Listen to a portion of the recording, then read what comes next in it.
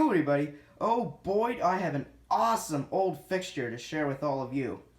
This particular fixture right in front of me is an old ITT 175 watt Mercury Vapor yard light.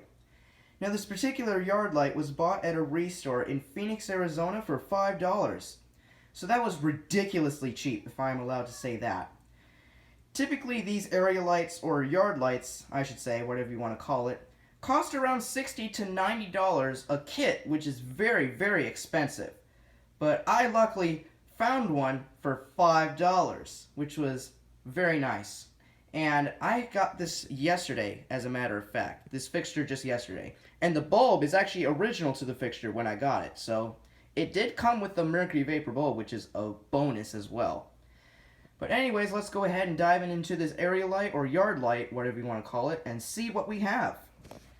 So anyways, we're going to start from the top. So here we have a photocell, and by the way, that's actually not the original photocell. I have, this photocell originally was on my Hubble Lighting 175 watt middle halide / Mercury Vapor wall pack.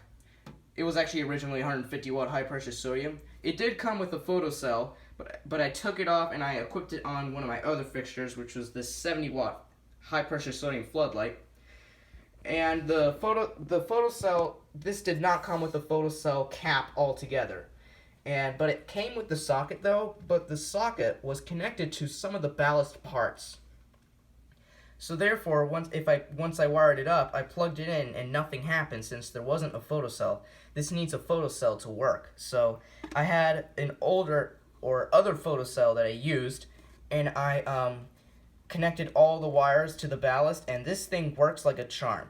And I tried to super glue it, but it was just driving me crazy, so I just have it taped with electric tape right now at the moment.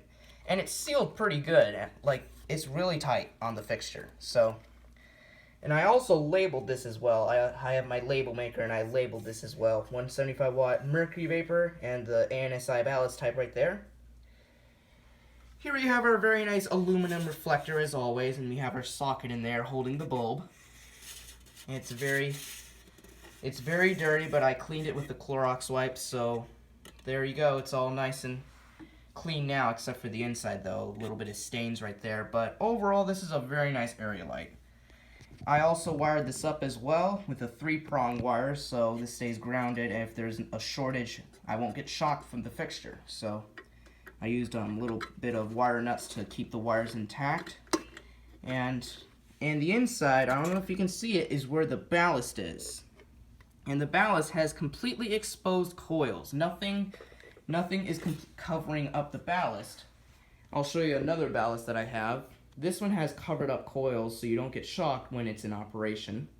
And this is another triple deluxe ballast because it operates 3 types of HID lamps in one. So that's nice. And this one only operates Mercury Vapor as well. And the bulb is a Philips Lifeguard 175 watt Mercury Vapor bulb BT28. And these bulbs are the best Mercury Vapor bulbs ever produced in history.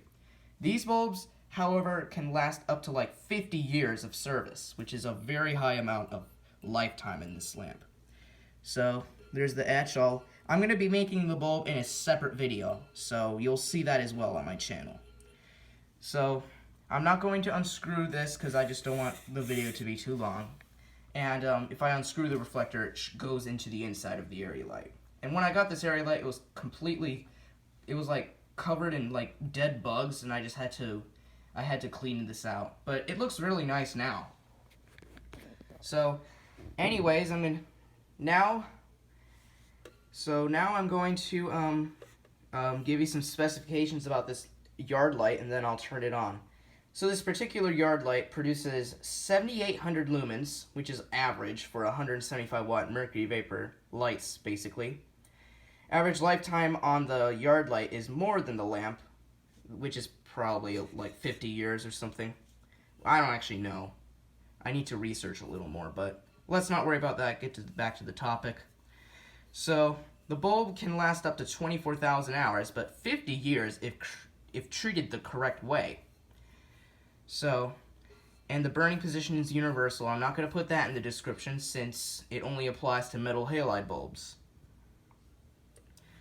So the color temperature is 5900 Kelvin or daylight and is not dimmable, and the color rendering index is 15, which is very bad.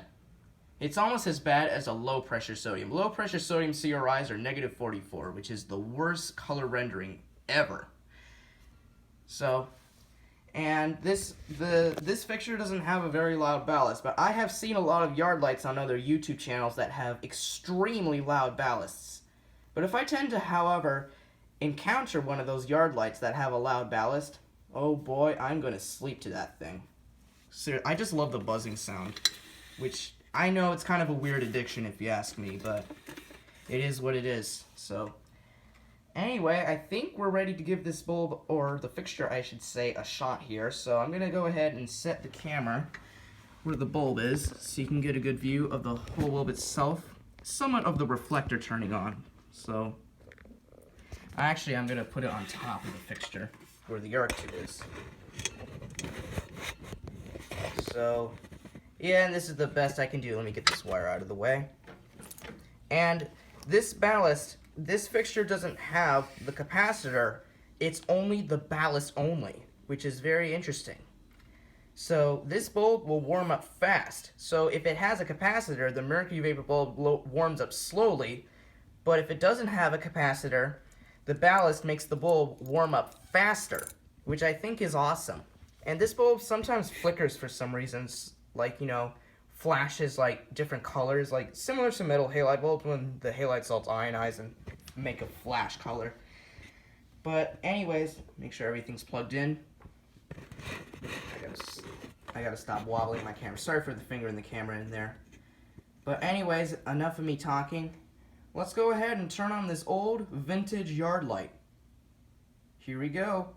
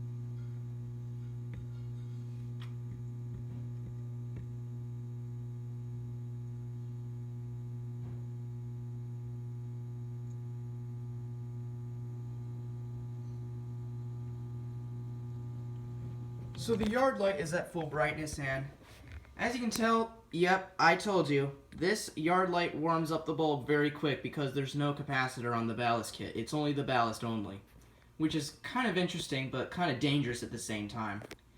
But as you can see, the bulb lights up the room quite nicely in green, basically, because of the mercury vapor color, which I actually do like because, you know, clear mercury vapor bulbs satisfy me very much because you can basically see everything in action. But anyways, probably another video is going to be coming soon later, but it's going to be the bulb only going to be turning on. So anyways, I really hope you enjoyed this very nice old ITT 175 watt mercury vapor yard light turning on. And as always, please comment, rate, and subscribe. And thank you all very much for watching.